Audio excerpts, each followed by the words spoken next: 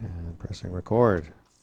Okay, so we've already talked about slope, but today we're going to be talking more about it in the realm of physics because rate of change is huge in science, in physics especially, and calculus. In calculus, we spend the whole year basically talking about slope, and because there's a lot of information you can get from slope.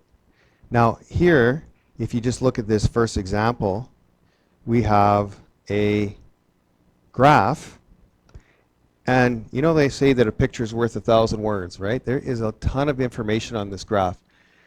And if they had all the numbers here for us, there's millions and millions of pieces of information. And that's can make graphs either daunting, and if you know how to read them, then they're not so intimidating. Now, always remember that this is the x-axis, okay? And this is the y-axis. And remember that slope is always the change in y over the change in x. Now what I did is drew a triangle, okay? Now this triangle means delta.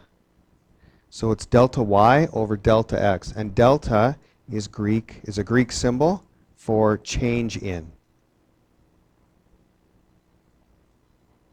Okay, that's what it means. The change in y over the change in x. Now, from a graph though, we also want to talk about all the other things, not just slope, but y-axis is good to know, and the x-axis is good to know. Now, in this graph, there is no x-intercept, I should say, not axis, intercept. There is a y-intercept though. Now this 0, 50, what does it mean? And you've got to look at the entire graph to know what it means.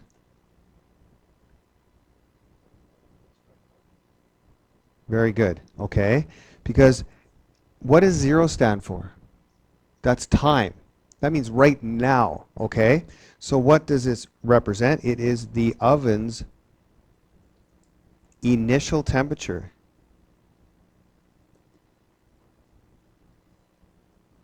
Okay, so at 0 time, or we could even say 0 minutes if we want to be more specific, because time's in minutes. So what would you say 5,400 would represent? The temperature at 5 minutes, right? So 5,400 means after 5 minutes, the temp of the oven is 400 degrees. And we get our units, degrees Fahrenheit, we get our units from the graph as well. So I know it was minutes, not seconds, right, because of the labeling. Now the next is finding the slope. Okay, now the slope, we always draw ourselves a little triangle, and remember, slope is always rise over run. It's rise over run, which gets confusing because when you read a point, it's x comma y.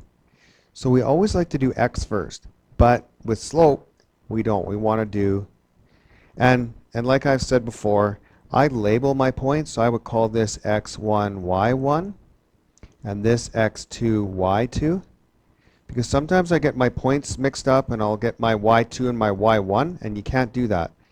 You have to make sure that you are doing the right order. So remember, slope, m, equals y2 minus y1 over x2 minus x1. So change in y, delta y over delta x.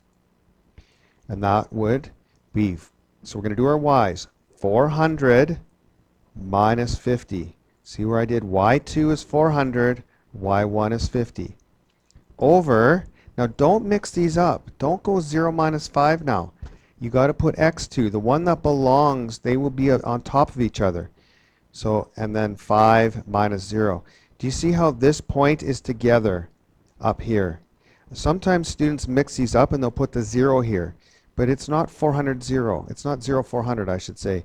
It's 5 400. So make sure these are always good, or you actually get the opposite answer. Now 400 divided by 50 is 350. 350 divided by 5 is 70. Now what would be your units?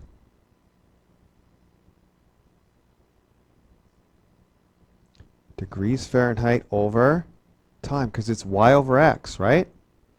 And degrees Fahrenheit is your y, so it's degrees Fahrenheit over, or per minute. Now that's one thing to get an answer, but what does it even mean? What does 70 degrees Fahrenheit per minute mean? Like how fast the oven's going? Right? Of how fast it heats up. It heats up every minute. It heats up another degree Fahrenheit. Now, should this graph have a positive slope or a negative slope? Positive, and that's good. We did get a positive. If you switch these, you get a negative. And some students will just put it down because that's what they got. I'll say, why did you put a negative? Because that's what I got. I go, well, do you think that graph should be positive or negative? And they're like, oh yeah, that should be positive. I must have screwed something up. So those are the kind of things we want to keep an eye on. If it's going up, it's going to be positive. Okay, so this slope represents the rate of change. So a change in temperature divided by the change in time. So what? Units, we go degrees Fahrenheit per minute. And whenever you graph, time is always the x. Okay? So remember, just time is always the x.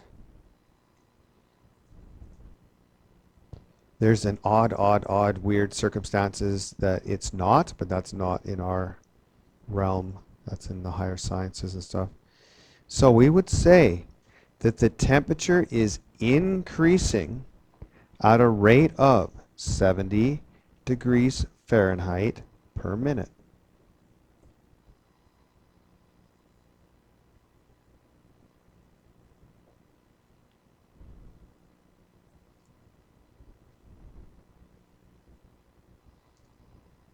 This stuff's a lot nicer to work with than the unit conversion stuff. I'm always glad when that's over. In fact, I'm not a big fan of the measurement unit. I don't like it that much, but gotta do what we gotta do. Okay, so here's another one. We got water is leaking out of the bottom of a barrel at a constant rate. After 2 minutes, the water level is 62 centimeters, and after 7 minutes, the water is 22 centimeters. Now we want to graph. What should be my x? What should be my y? What should be my x? Time, because x is always time. Okay? So this is going to be my time in minutes. And if you want, you can put an x there so you remember that. And then what should my y be? So my water level. And what would be the units? Centimeters, very good. Okay. Now, water is leaking out of the bottom of a barrel. Okay. So at 2 minutes, let's say that's 2, my water level is 62 centimeters. So say that's like up here. Okay, let's label it 2, 62. And we don't put 62, 2, right? The x goes first. After 7 minutes, so 7 minutes goes by, so it's about over there. My water level is 22 centimeters. So maybe we're about there. So we're going to call that 7, 22. And let's just draw a line between the points.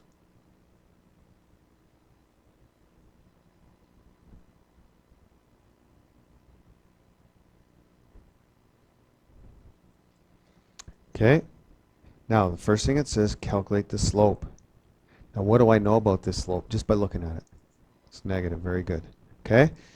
So let's call this one x1, y1, and this x2, y2.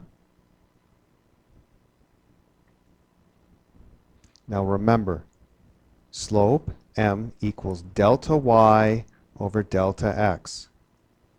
So it's y2, which is 22, minus y1, which is 62, all over x2, which is 7, minus x1, which is 2. So 22 minus 62 is negative 40, and 7 minus 2 is 5, and I get an answer of negative 8. Now some students have no idea what to do with that negative 8. There, what's your slope? Negative 8. What does that mean? I don't know. I got negative 8. I don't know what it means. It's like negative 8. But, like, what does it mean? So what's happened? What does that negative 8 mean? Yeah, it's a negative slope, but what does negative 8 mean? Like, very good. The water level is going down 8 centimeters for every minute. So the next says, what units would we do it? Well, we centimeters per minute. Remember, it's always y over x will be your units. Always, always, always. And if time is one of your units, it'll always be the x. We never say it'll be 10 minutes per centimeter, right? We never say that. We always do it. So we would say that the water level is changing at a rate of negative 8 centimeters per minute. That's how it's changing. Now that negative 8 says to me it's going down. So I could say it this way if I wanted to. The water level is decreasing at a rate of 8 centimeters per minute. See, my decreasing is like saying negative 8. If you say it's decreasing by a negative 8, that's kind of weird. That almost means it's going up, right? So we don't want to use decreasing negative 8. We say it's changing by negative 8 or it's just decreasing by 8. Okay?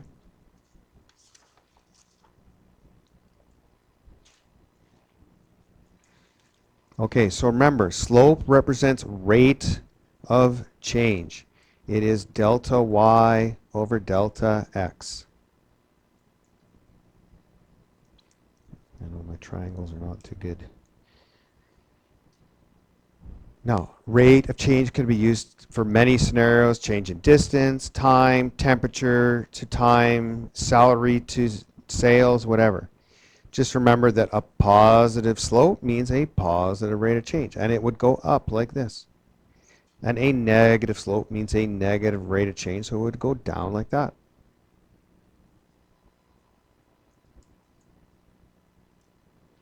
And it says, on a graph of a distance as a function of time, the slope of the line joining 2 points represents the average speed.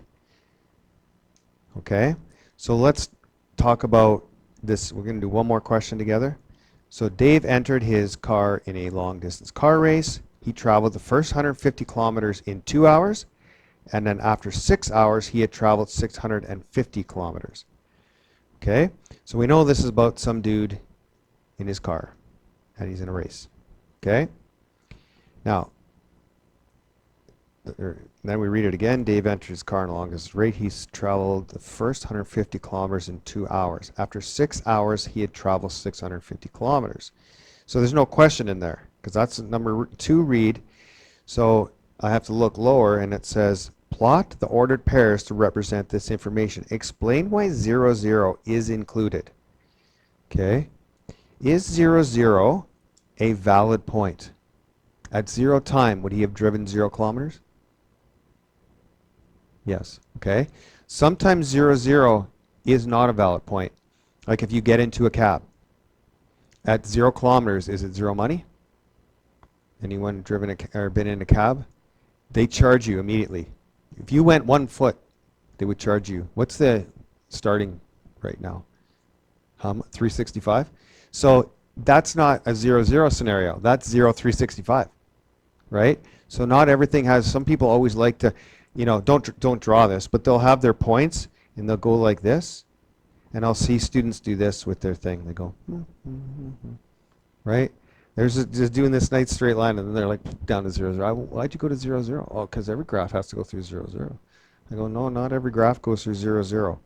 Okay, we want to make sure that it makes sense to go through 0, 0. Okay, now let's just, I'm going to call this 0 for every second one. Let's go 1, 2, 3, 4, 5, 6, 7. Okay, now what does that represent?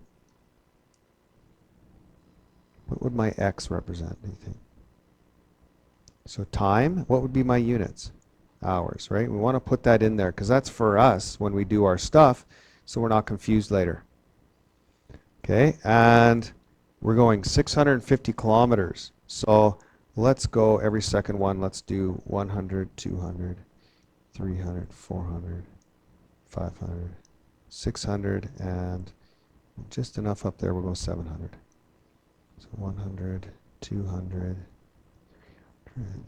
400, 500, 600, and 700. Okay, and that would be distance the car is going, right? And that would be in kilometers.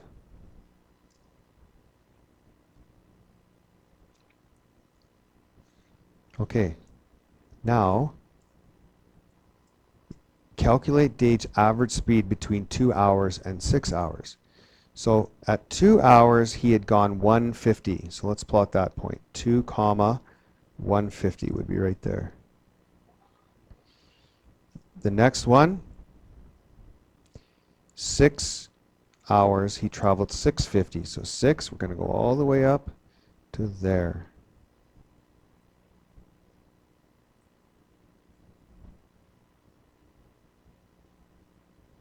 Okay, and just kind of do your best here. Let's join those 2 points.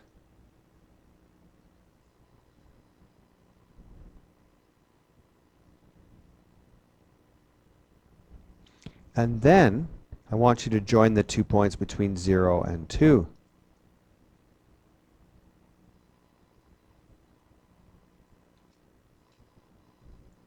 So just by looking at this graph, what do you think happened? Was this a nice consistent graph? He went a different speed here. Do you think he went slower or faster for these first 2 hours? What would you pick, slower or faster? Slower. Why? Slope is less steep. The steeper it is, that means not much time went by, but a lot of distance. Now, if not a lot of time goes by and a lot of distance does, it means you went fast, right? So by looking at the grid, how can we tell that the average speed during the first 2 hours was less, right? We have to do B it. Find his speed between 2 and 6 hours. Okay, so again, this is 2 comma 150. I like to put my points right on here. And this is 6 comma 650. And I'm going to call this one x1, y1, and this one x2, y2. I always call when I go left to right, the left one my x1, y1, my right one. And then we're going to find slope. M equals 650 minus 150 over 6 minus 2. And if you want to keep things straight, you could call this kilometers and this hours down here, right? And then you could see the units we're going to get match. So what you do is you subtract the 2 on top, and you will get 125 kilometers per hour. Okay? Now we already answered 2, or C, I should say. The average speed during the first 2 hours was less. It was less steep. Therefore, less rate of change.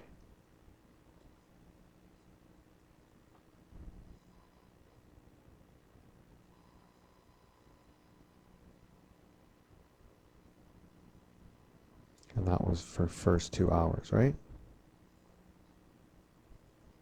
The next 4 hours, it got steeper, therefore, we know we went faster.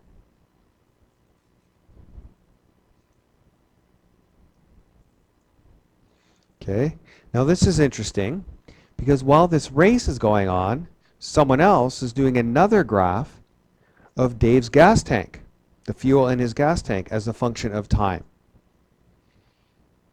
Calculate the slope. Okay, so let's call this x1, y1, and this x2, y2.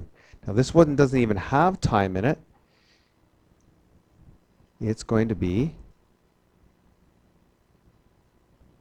liters per kilometer, right? So the slope, m equals, so y2 is 40 minus 50, so y1, and x2 is 120 minus 20. So you get negative 10 over 100, which equals negative 1 over 10.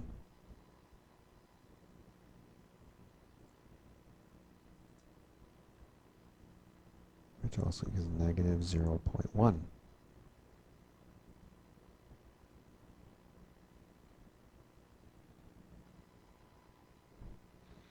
And that would be negative 0.1 liters per kilometer.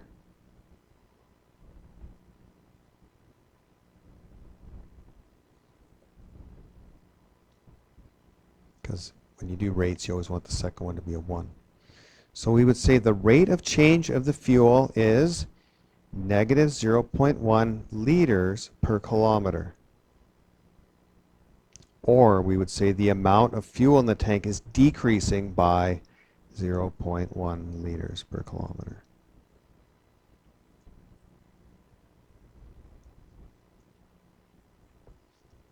Okay, so the questions we want to work on, 2, 3, 6, 7, and 9.